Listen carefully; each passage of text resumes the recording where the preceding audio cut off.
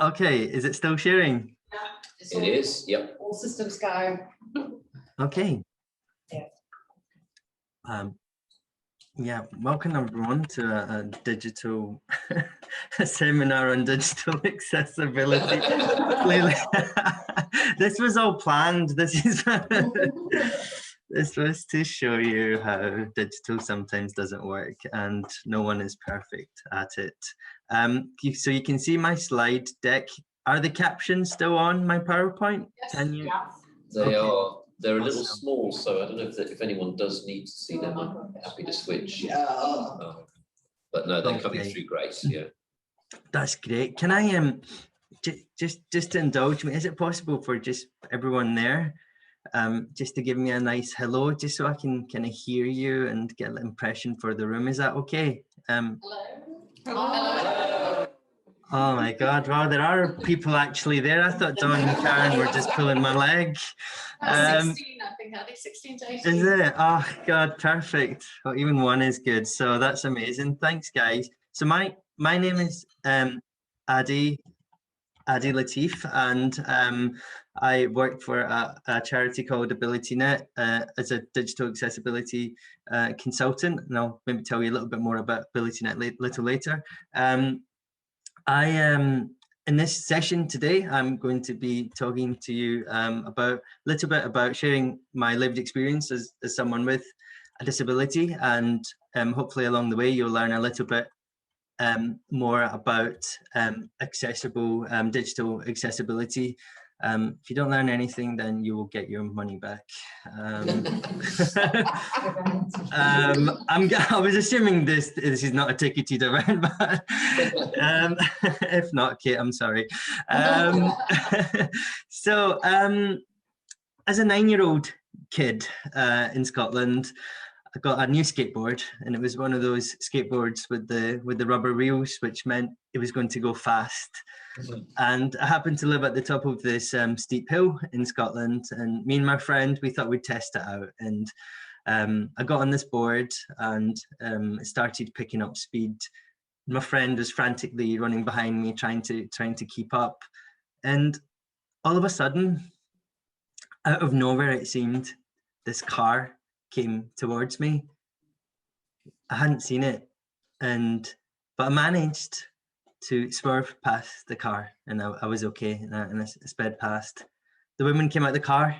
She was really, really angry, and because my friend was running behind me, he didn't run fast enough, clearly, and he got stopped by the lady, and she was like, "Who was that boy, and where does he live? He could have died. Give me his address." And being a good friend, he gave her the wrong address. So she didn't go to my parents. But what happened, is pretty simple. I was actually going blind, and I didn't know it. So I was born with a genetic eye condition called retinitis pigmentosa, and the doctors informed my family that because of that, I was going to become incurably blind over the next couple of years. So as a teenager, it was a pretty tough time to be blind. And I'd lost most of my useful vision by the age of 12, which meant, I wasn't really able to recognize faces anymore, so of my family and of my friends. And on a practical level, people would, at school, they would have to read my textbooks to me or record them onto cassettes, for anyone who knows cassettes are. I'd have to tell people what to write for me in school. So if we were doing an exam, for example, I would be in a room with a person and they would read the questions and then they would write the answers, and I'd be in there for quite a while because it'd take quite long to get through that process. In general, I knew that I couldn't, that I wouldn't have the same type of milestones as other children, such as learning to drive a car or to have a part-time job, such as a paper round, or even play football in the garden. More importantly, I wasn't able to read the teenage magazines other boys would be reading. Now I know they were just looking at the pictures. I began to believe there was something wrong with me. That's, why I wasn't able to participate in the world. Clearly there was something up with me. But now I realize, you know, that it's important to understand that we are all beautiful balls of potential, and when our needs aren't being met, we can't reach that potential. A lot of the times, the needs of disabled people aren't being met, and as a result, they don't reach their potential, and society will see disabled people as people who are less able, who are not up to the mark. There's also the kind of opposite stance to that, the other extreme, where people expect disabled people to be Paralympians or Stephen Hawking. And that's also not helpful, because not everyone can do that or would want to do that. You know, we should all be able to be whatever we want to be. And going by this slide, I wanted to be Superman. Audio description, a little version of me as a kid in a Superman cutout. That might look like an industrial estate or a prison yard in the background, but it's actually just a play area in Glasgow. So when I got to university, two amazing things happened. The world was becoming more digital, and a software, amazing software called the screen reader was developed. Has anyone heard of a screen reader here? Is anyone who? Yeah, some of you have. Yeah, cool. So a screen reader is an example of an assistive technology. Assistive technology is just anything. You know, your glasses are an assistive technology if they help you see, or these captions are an assistive technology. So screen reader is an example of an assistive technology, and that basically reads the computer screen to someone who can't see it. Using my screen reader, I was able to surf the internet, and I was able to send and receive emails. I was able to work on Excel spreadsheets. I could create PowerPoint presentations. I could touch type, so I learned how to touch type, so I didn't need to look at the keyboard when typing. So in a way, the digital world started to give me back some of my independence. Okay, so there's two models of disability. The medical model says that you've got a disability, or the quality of your life is less. You know, you're not able to do things because of your medical condition. You know what it says on the little certificate you've got. The social model states that people are made disabled by their needs not being met. So it's very easy to make someone disabled. So I kind of disabled you now. Can anyone read the content of this slide? Can you see what it says? No. No. No. Okay, and so for an audio description, this is a slide that's in Klingon.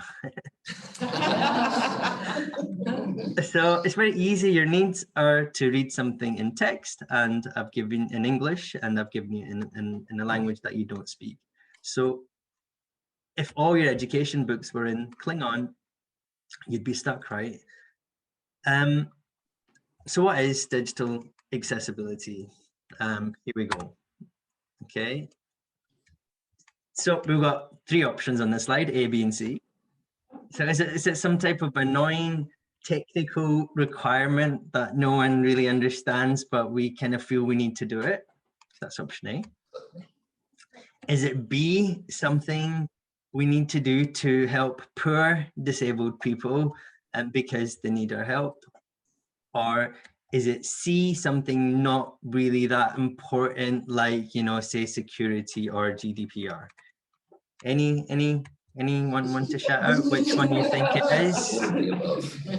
All of the above. Yeah, that looks surprisingly good.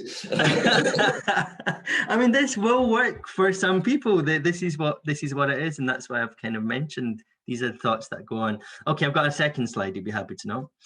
Just to make it crystal clear, this is not what digital accessibility is about. Okay, so in this slide, we've got three options.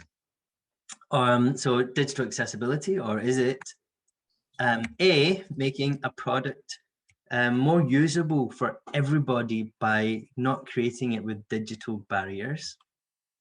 B, an opportunity to kind of learn from the lived experience of disabled people to work in partnership to make an amazing product. And C, an opportunity to directly contribute to the quality of life of someone disabled. Would you say these three options are slightly better than the previous? Yeah. Yeah, awesome.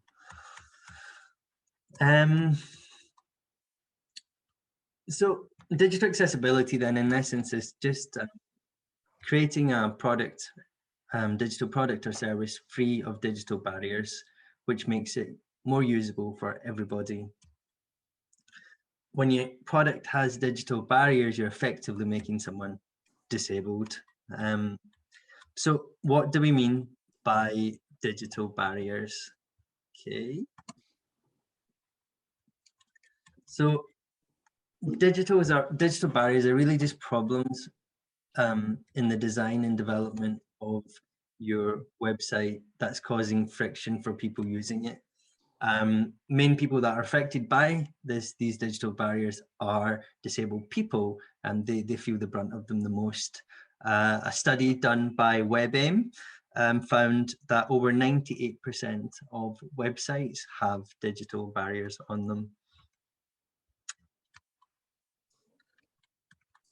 Most apps which I download as a person who's blind using a screen reader have digital barriers in them affecting the way I can use them, or if I can use them at all. So to explain this a little bit further, let's look at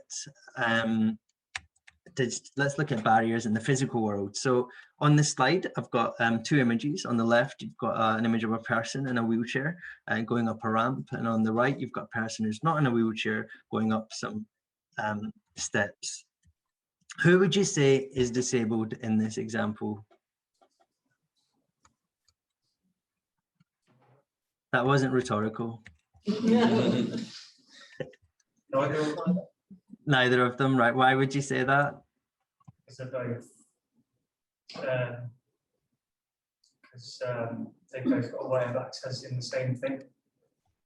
Totally amazing. So that person on the left, that person's need is a ramp to get into the building. So you've not put any barriers up for them to get access to that building. But also by putting that ramp there, once again, we're going back to that idea of barriers affect everybody. So by putting a ramp there, you've helped that person, you've made it possible for that person, but you've also helped other people. You can have a parent with a pushchair, you can have someone who's maybe sprained their ankle at a game of football on the weekend, you can have someone taking in deliveries. You've improved the experience for everybody, and the same is true in the digital world. If you make experiences without digital barriers, you're directly improving the experience for everyone.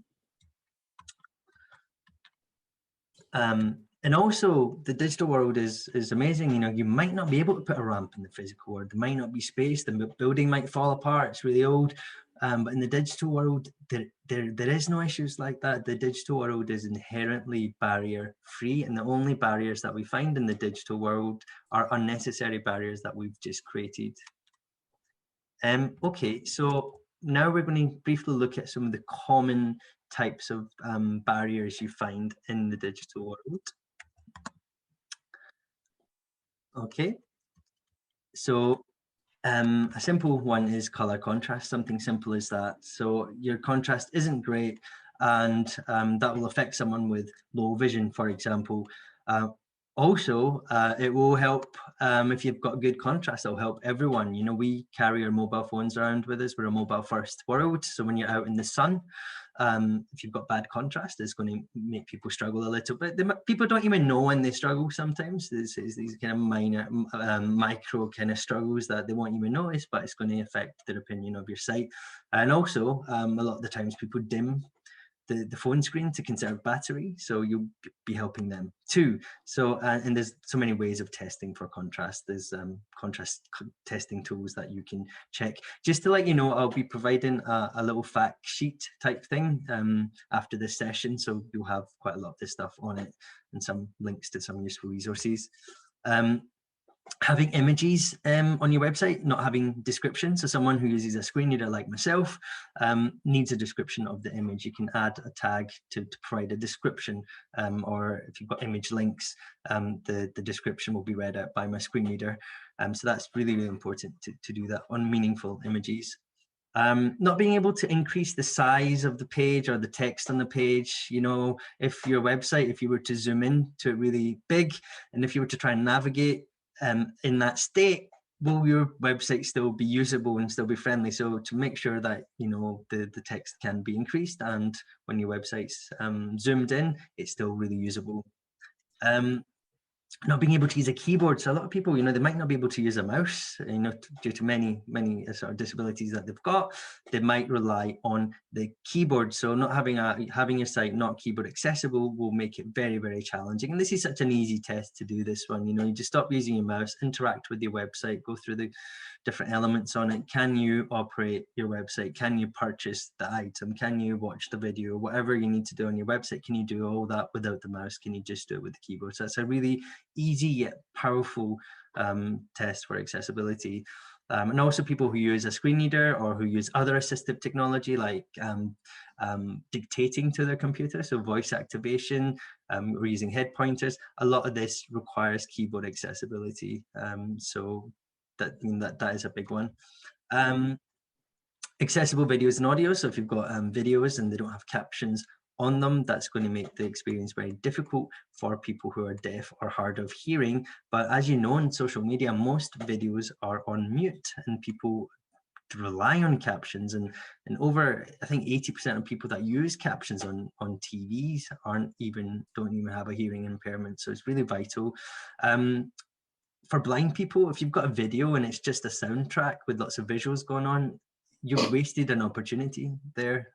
So make sure in your videos, if there is any writing on the screen, it's read out, there's some voiceover or there's some meaningful description going on. Imagine it like a radio, you know, advert or a radio play. You know, you can, if you have your eyes closed, you can know what's going on. So it's really important.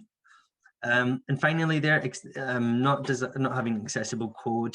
So if your page isn't developed properly, if it's not taken into account internationally agreed guidelines on how you should code your page, then assistive technology like my screen reader will not be able to interact with that. And we'll have a little demo of that a little bit later.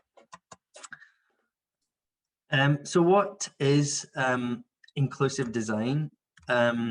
Inclusive design is really having a kind of an experience. It's like an ethos for your organization. It's like a culture. It's making sure that when you design, you're designing with the needs of users in mind. You're not just designing for your needs or the needs of your friends. You've got, you appreciate that diversity will drive a better product for everybody. I just want to ask, has anyone got any questions at this point? You okay? Noted, they're okay. Yeah, we go through examples of assistive technology. Oh yeah, and so we've just been asked, Adi, if we'll go through examples of assistive technology. Yes, I will give you a demonstration of a screen reader. Is that okay? Yeah, perfect. Okay. Can I just ask something? Yeah. I seem to recall that obviously it is in the UK that it was mandatory lawfully that web designs and websites and things like that were meant to be designed correctly. Sure. And if not, companies would be fined X amount of pounds. Is that still the case?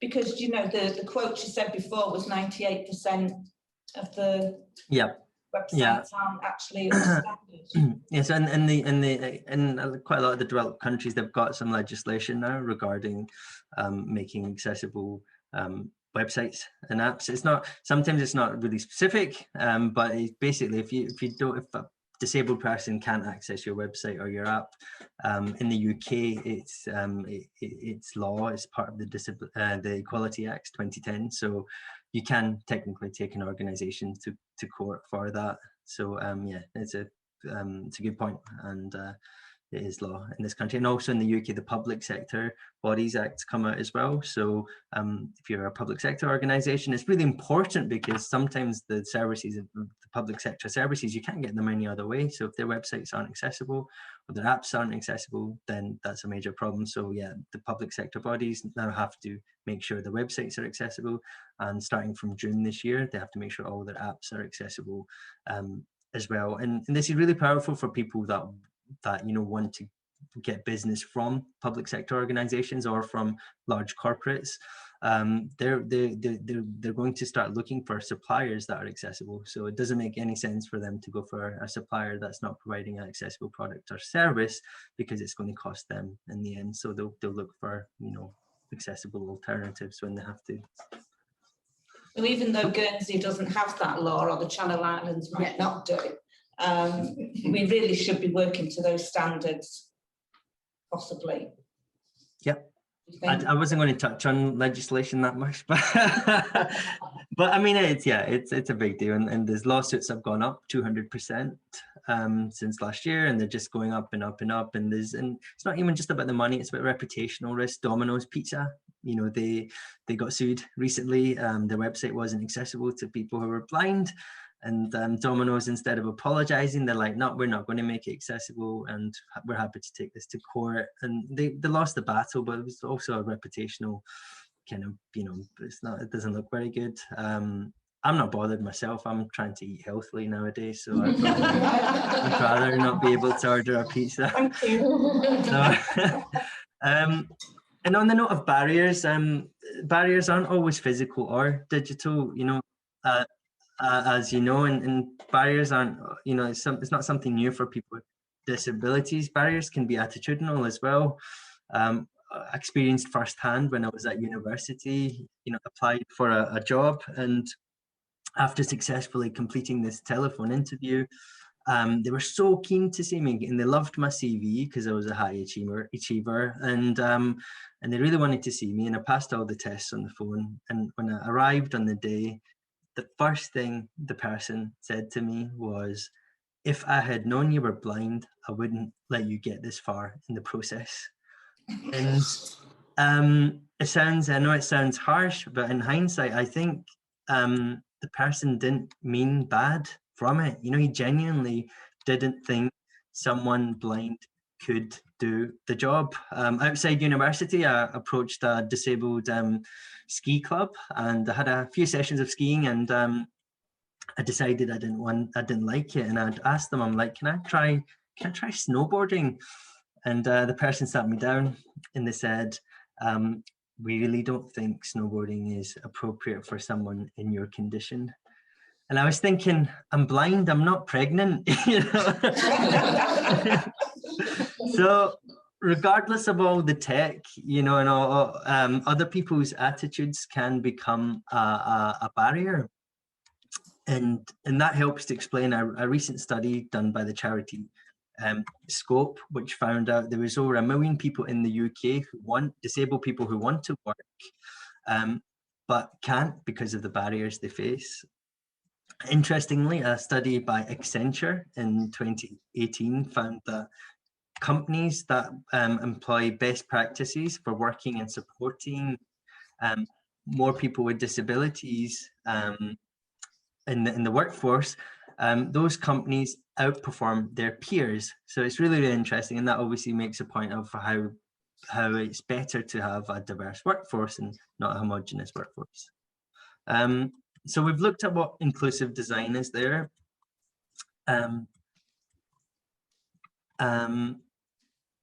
So yeah, inclusive design, sorry, we went off at a tangent, apologies. So inclusive design is not just about making accessible products, it's about making a beautiful experience for everybody. 80% of disability is acquired during working age. We also experience a reduction in our physical, sensory and cognitive abilities as we get older. So it's really in the best interest for all of us to design in an accessible way. Okay, just going to skip a few bits here. Okay, so in this digital age, so much as possible, over 90% of all professions use computers. And when the iPhone became accessible, this opened up a new world of possibility for myself and other disabled people. Made new things possible. So as a blind person, you know, I could never flag a taxi off the street. The number of like vans and stuff that had stopped for me to let me know that they're not a taxi. But now I can use Uber. I don't know if you have Uber. Do you have Uber in Guernsey? No. Oh, you're not missing much, yeah. But stuff like that. Also, in the past, I'd have to, when I'd get a bank statement, you know, my bank would never read it to me or send me an email. They would also always send me a paper statement. I have to knock on my neighbours, get them to read my bank statement. It was just terrible. It was absolutely terrible. Now I can read all my statements and on the apps on the phone. To make transfers, do everything. I did this. I filled in the census online this year. It was online for the first time, I think, and it was so accessible. I filled it in for myself. My neighbour, she's elderly. She was struggling with it. I filled it in for her. When I answered, she told me what to write down. I didn't make stuff up for her, but but that's the incredible, you know, power of tech. Okay, so where are we? Yeah, talking about benefits. Benefits of being blind. Okay, so it's not all, you know, all poor blind person. People with disabilities really in general develop into becoming great problem solvers because the world isn't designed to meet our needs, so we're always thinking out the box. As a screen reader user, I can listen to the speech quite fast. I'm usually faster. I can read a document faster than someone who's looking at it with their eyes. So it's just this like weird kind of enhancement, that superpower almost. That so I guess I did get to have a superpower. It's reading, listening to my screen reader. Also, less important, I can as a blind person, I can skip lines in theme parks, and if I take a person out on a date, I can take one person into the cinema free for me, so I'm a bit tight, so that's a big benefit. There are also embarrassing moments to being blind. Do you want to hear an embarrassing story really quickly? Yes. Yeah. Okay. Yeah, you want to hear that? Forget digital accessibility.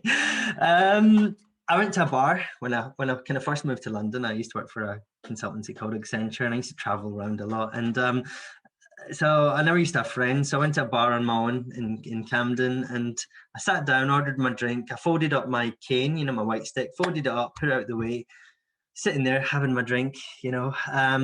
And I hear this voice. It was a woman, and she's like, "Are you blind?" And I was quite taken aback, you know. I'm like, I was thinking, why is she asking me that? I'm like, why do you ask? And she's like, well, you're either blind or you've been staring at my chest for the last 10 minutes. So luckily, some of today's technology can save me from those kind of moments. Some really cool apps here. There's an app called Seeing AI. So this is a free app you can download. It's made by Microsoft. AI standing for obviously artificial intelligence. And this describes the world around you to someone who's blind. So I can point it at some text, it will start reading the text. I can point it at handwriting, it will read handwriting. It can find barcodes. If I point it at a person, it can describe them to me, what they look like, their facial reactions, motions, and also, slightly controversially, it will try and guess their age. So, okay, I bet you're all going to download it, aren't you? I don't know. Be My Eyes is a really cool app. It's kind of crowdsourcing eyes. So when you download Be My Eyes, you've got a choice to be a sighted volunteer or a blind person who's wanting help. And the blind person just loads up the app, presses a button, and gets connected to a sighted volunteer, you know, and you can just ask for any help. Describe, you know, a scene in front of you, or if you've dropped something on the floor, describe that, read some, you know, something out of the kitchen when you're cooking. So there's so many uses for it, but these are just two examples of some cool apps that are out there. Okay, now we're just going to look at some of the business benefits. of digital accessibility. So 1 in 5 potential customers have a disability. Disabled people are the fastest growing minority group in the world. The spending power of disabled people and their families, dubbed the Purple Pound, is over £249 million a year in Guernsey. Thank you, Karen, for helping me with the translation from UK money to UK levels to Guernsey levels. According to the Clickaway Pound research study, which examines the online behaviour of disabled consumers, they found that most disabled people abandon a retail website that if it's not accessible and find a competitor. In 2019, the lost business from people moving away to a competitor was over £17 million in Guernsey. You get more return on your investment.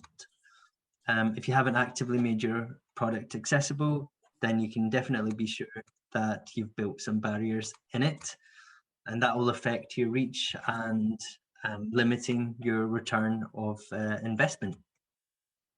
We touched upon this already, but there is legislation in many developed countries about making sure your product is accessible, because at the end of the day, if you just look at it in the physical world, if you were to turn someone away from your shop because of the color of their skin or because of their disability or their gender, that just wouldn't seem appropriate. But every day most businesses are turning people away, not knowing it because of their disability. So let's see. I think one of the biggest benefits for me, really that I see with digital accessibility is inclusive design, is that it forces you to improve the way you research and develop your products, and it forces innovation.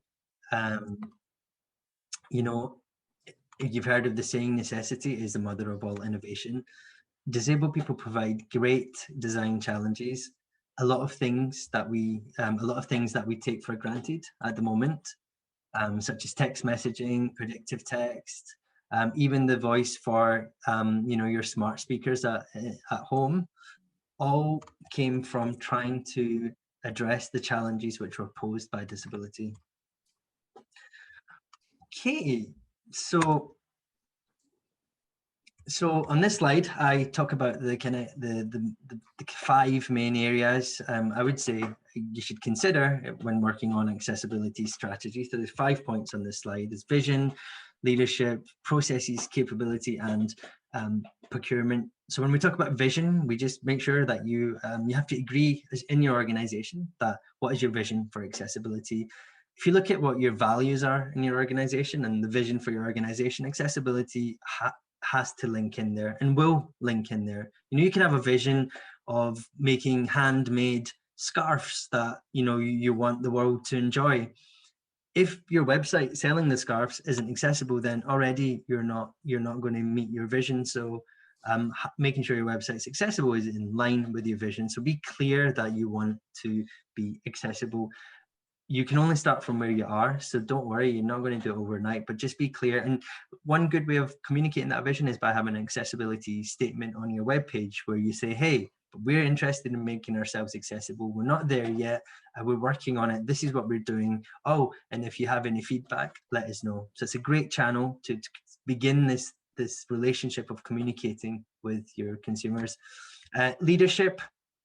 That's really, making sure, depending on how big you are in big organizations, it's really important to make sure leadership is on board, make sure that accessibility is something that's being measured at the top table. If not, it's not going to be taken seriously. And also this will determine the budget, so and the resources required to make sure you can implement your accessibility vision.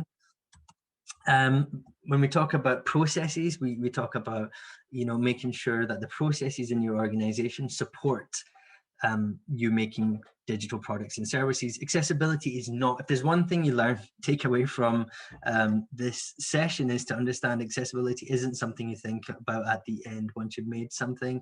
That just does not work. That's not cost effective, and it's not going to result in a good product. It has to be baked into your product. You know, similar to security, you don't make a website and say, oh, well, is this secure now? No, it has to be baked into the product. So your processes have to reflect it. If you've got production standards, business requirements, design requirements, all of them have to have accessibility as part of them, and then accessibility will just happen. You know, be great. Capability, making sure people are trained about accessibility, making sure you've won the hearts and minds, you've done awareness events, and making sure that people have got the right tools. So you have certain automated testing tools, make sure you've got them in place, for example. And accessibility is, just making sure you've got the tools and the training in place. Procurement, this is really important. If you're giving someone your money for a product or service, you want to make sure that you're getting return on your investment. So making sure if someone's making a website for you, that it's going to be accessible, and them telling you, oh yes, it's going to be accessible, that's not good enough, because that doesn't work. So you need to ask them what standards have they measured it against, and give you some examples of other accessibility work that they have done. So procurement is really important. Okay, going to the next slide. So there is some help at hand. So you can see on this slide, Web Content Accessibility Guidelines. These are international, we call them WCAG for short. These are internationally agreed guidelines. If you follow these, it will really help you to make sure that the content on your websites and apps is accessible. And laws are the laws are based on these to some extent. So if I was to say, Domino's, your website isn't accessible, they'll say, prove it. And I'll say, oh, it fails some of the guidelines on WCAG here. And so, and people can use branding. So if you've measured your website against WCAG, you can put a little logo on your website to say, I'm compliant. So that kind of gives some type of quality assurance. Government digital services in the UK, they've got a library of accessible components for your website. So if you want to create a form, or you want a button or a drop down or anything like that, they've got accessible examples of accessible components you can steal and use. There's an ISO standard there as well on the screen, and that helps you. So if you follow that standard, that will help you to make sure your IT systems and processes in your organization are accessible. Microsoft has a design toolkit, and they really promote inclusive design. So it's a really good thing to look at and really get to understand and get a feel for a taste for what inclusive design is. AbilityNet, have to mention this, I work for them, great charity though. They provide digital accessibility services, so we can help audit your websites and your apps, but more importantly, we can help to train you and to make sure that you are capable to make do your own auditing and your own testing, and to make accessibility as part of your processes. We've also got lots and lots of free webinars and blogs and loads of other information on our website. If you're older or you've got a disability, we've got a free phone number, and we can help you give you some advice on the right tech and the right adaptations you need to make to make the most of digital. Okay, so right, this is the point where I now give you a little demonstration of a screen reader. I know we're slightly tight with time right now. I just want to get a feel for the room. Do you guys want a little demonstration? Or Karen, should we? Yes, yeah. please. Okay, cool. Right, this is where the law of live demos, this is where it goes wrong.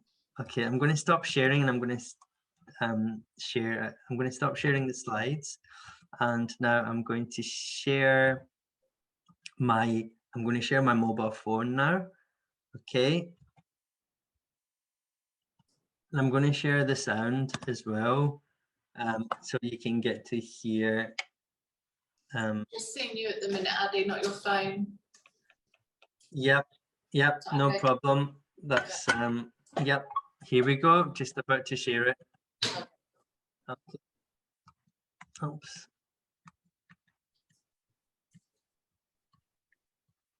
Aha. Okay, here we go. Okay. Yeah. Sorry, this might be a. If you've never heard a screen reader before, just be warned. Okay. Can you see my phone screen? Yes. Okay. Here we go. Maps. Double tap Can to you use hear touch to show home screen options. something? Yes. Yes. Okay, so this is a regular iPhone. I've gone into the accessibility settings and I've turned on something called VoiceOver. That's the setting that that's the screen reader basically that's built into this. If you've got an Android phone, you've got your own screen reader built into it also. So as I move because I can't see my screen, so I have to know what's on the screen. So as I move my finger over it, it puts a little border around the item and it tells me what it is. So Reminders. Double tap token. Use 3D touch to show home screen actions. can you see reminders? Oh, the speech is quite fast, right? Okay. Yeah, this is my point. So I'm going to slow down the speech for you, but this is Weather. Double tap maps. this is pretty Double tap token. Use 3D normal. touch to show home clock. 13:20. This is pretty normal speed. So here we go. We're going to adjust the speed. I'm going to do this little imaginary dial gesture. I'm going to turn a dial on my screen. Language. Speaking rate. Speaking rate. Okay, now I'm going to adjust it by 85%. flicking down. 80%. 75%. 70%. 65%. 60%. There we go. That's pretty good, all right, isn't it? Yeah. Is that better? Weather. Double reminders. Awesome. So map clock. 13:20. that's how I navigate that. So I'm going to show you now a quick example of an app that's been designed well. Open EasyJet. EasyJet. Help. Button. Okay, so I'm going to quickly show you EasyJet and I'm going to show you BA. One of these is not very accessible. Do you want to guess which one you think is more accessible? EasyJet. Karen, did you tell them? So as I swipe through, Settings and more. Button. UK flights from 24. Book summer 2000. New policy. The road is your oyster. Protection promise. Get ready for. Know before you go. Book trip. Button. Show flights. Speak now. But speak now. But adult say select return. Select departure or select destination first. Button. Or select Almeria, Spain. Lay. Home. Speak now. Selected. Speak now. Speak now. Speak now. Select departure. Home. Book. Select 1. Arrival airport. Clear arrival airport. Select departure airport. Button. Select departure date. Button. so Select return date. Button. all this is very, very accessible. And I can go into the calendar and I can do all that. Open British Airways.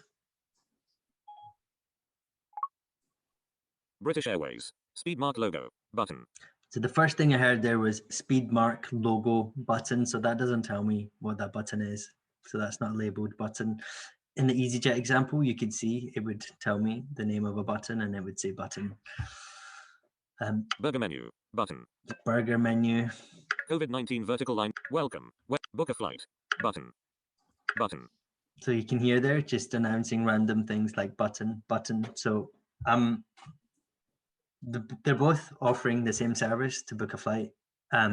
But EasyJet's just made it so easy for me to give them my money and to book my flight. I can book my flight. I can pick where I sit on the plane. I can even book my car rental if I want to. And with British Airways, I can't even get past their front page here. So, and this is what digital barriers are. When it's not because I'm blind, it's not because I'm using a screen reader, it's because British Airways has made an app that's not taking into account the needs of the users. So it's prevented them from getting my money and it's prevented me from having independence. So I have to go to a competitor. Really powerful, I think. It's gone quiet because I think we're all digesting. British Air. So in EasyJet. conclusion, Notes. let's see, I've written this. No. Note. And newfound the 29th of April. Note. So in conclusion, digital accessibility is great for your business. Digital accessibility gives disabled people a newfound independence. Let's create a digital world that empowers people and that helps your business at the same time. Text field. There we go. Thank you very much.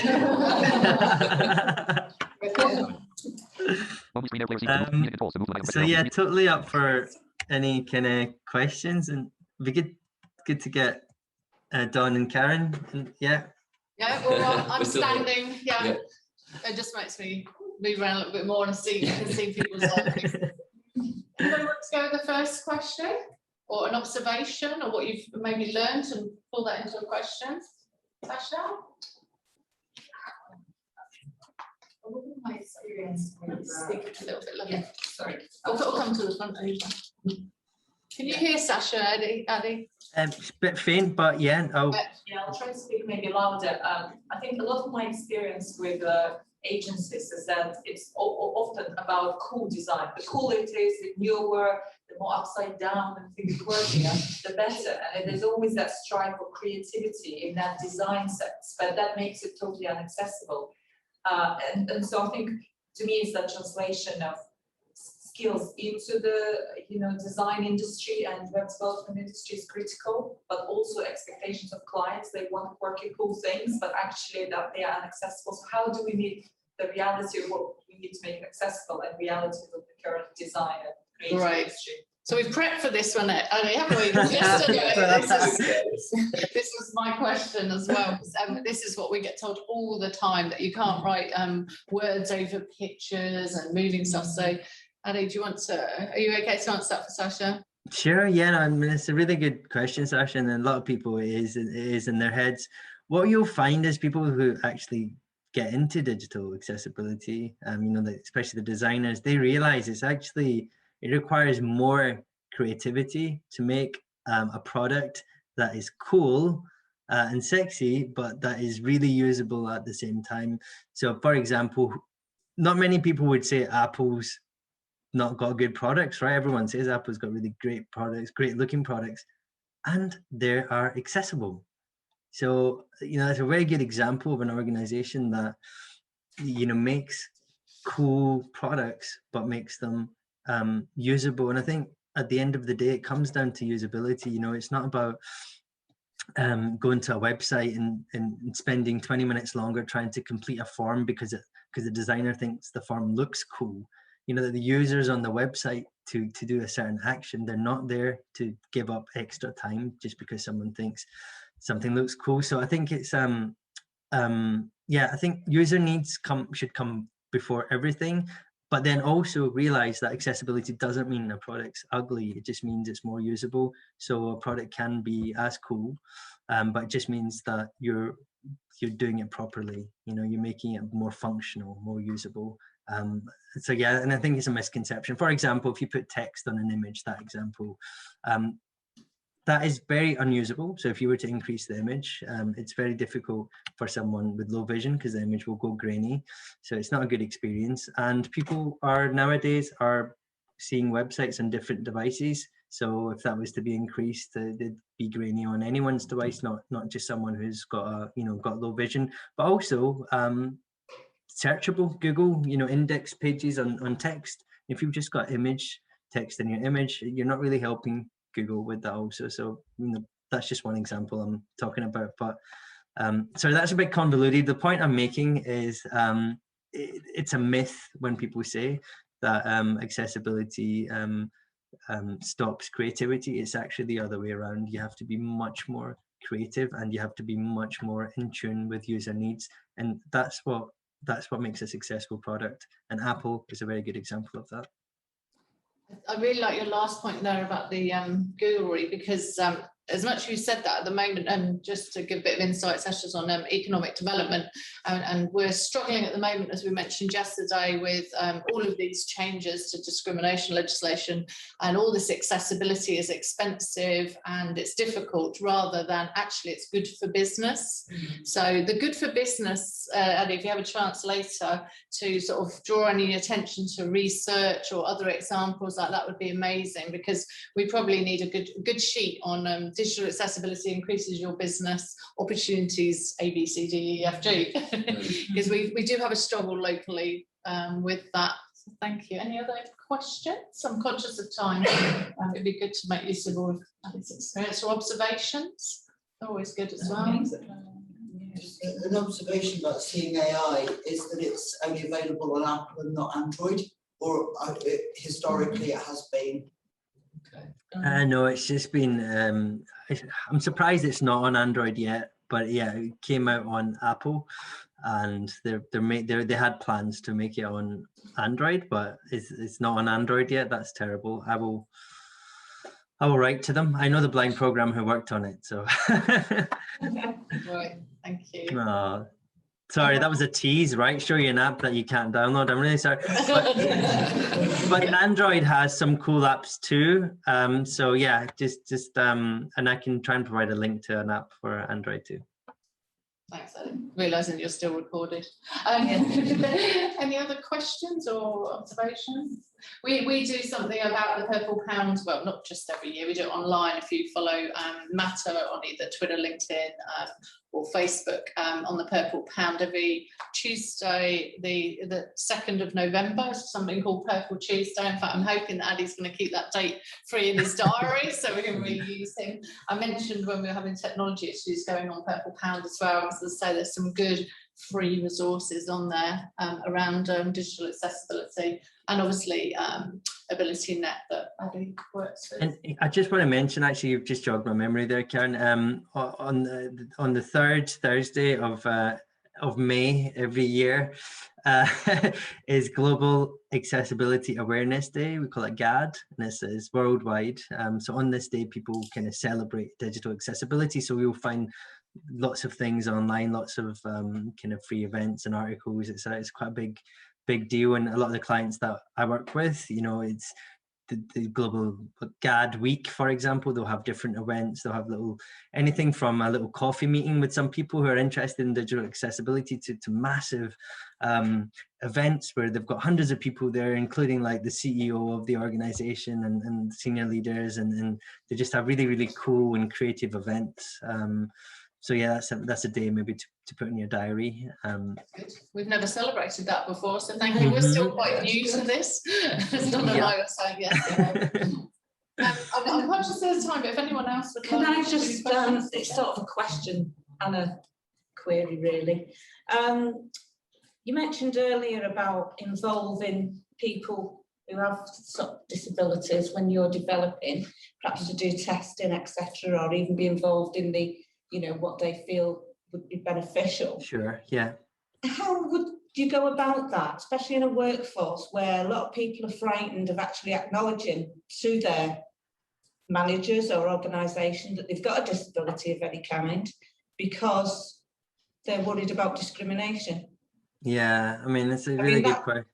Obviously, if somebody's blind, we would know that, but they may be struggling in other ways.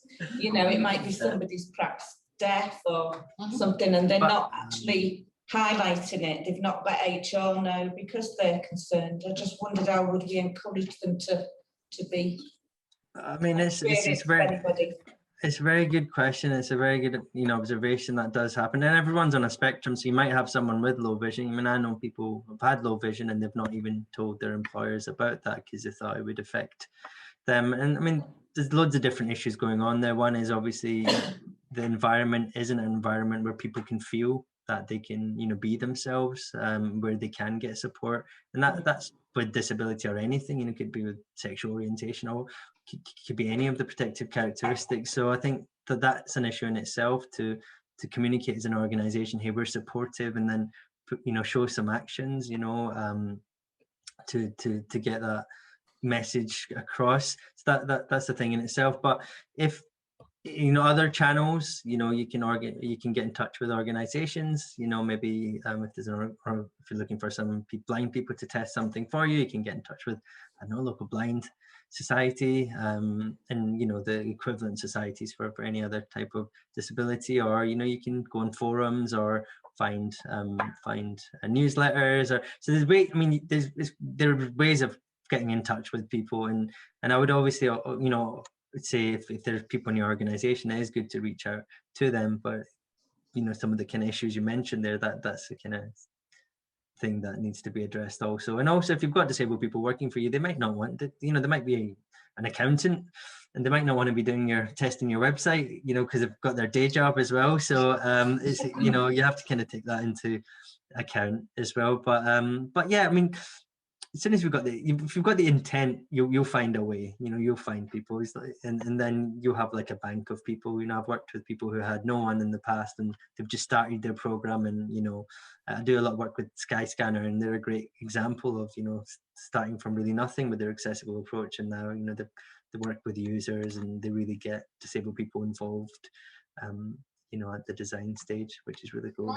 I've been there, Adi, because Access for All, we do try and use people, especially in town. So we haven't done much on web accessibility, though. We've mostly done sort of physical access in town and things like that. And we do take as many of our members as we can. So last time we did, we have a parent with a buggy, we have somebody in an electric wheelchair, we have a guide dog, we're hearing impairment, we do, and we try and go around together and check everything. But if anyone's interested, if you drop me a note at hello@access.gg. I just thought of something that's great, Adi, there actually. I think I'm going to put like a form up there that says if anyone wants to get involved, any testing, anything, then yeah. Brilliant. So just drop me hello@access.gg. Thanks, Adi. That's a good takeaway for us. Karen, I would be interested to get Adi's view on the government website, how accessible that is. .gg. We might have to fire him. My government accounts. I can check whether the government is taking any of this into account. Okay. Gil's not here at the moment, but Ellie, we might have a bit of paid work for you. Great. Maybe what we could do is I'll speak to you with Jill after Evans about just having, maybe we could be cheeky and ask for a quick scan, and then we have trouble with our gov.gg website. She worked really hard during COVID, but quite a lot of it's inaccessible, and Don will know. And so I'm very much in the hot seat on this one. Cool. Signpost is a bit better. But most people don't know about it, and you can't find anything on Signpost if we're in gov.gg. So if you Google something, it doesn't read Signpost. But great. Any other questions? If people have to leave, please do, but we'll stay on and just check anything. I would just like to say one thing. I know my son's in an idea, which is platform called Idea. Adi? What's that? Sorry. It's called Idea, Digital Literacy for Secondary Schools. Digital Literacy for Secondary Schools, Idea. I haven't heard of it before. And they do a bit on coding, a bit on websites, a bit on advertising. What I'm going to try and find out is, have they got embedded in it accessibility when they're doing coding? Oh, that'd be really good. That'd be. And these are the places where it's great in the educational sphere. Like you start them young. Yeah, start them young. Absolutely. Start them young. Okay, massive thank you, Adi. I think we're all starting to watch the clock a little bit because we have to go back. But if there wasn't any last questions, can we just thank Adi as we say thank you. Oh, thank you so much, guys. You were amazing crowd. Thanks, Adi. And like I say, we're gonna, Adi, you'll have the recording, so we'll sort out after how I get that from you. But then it will be on our website for people who are able to.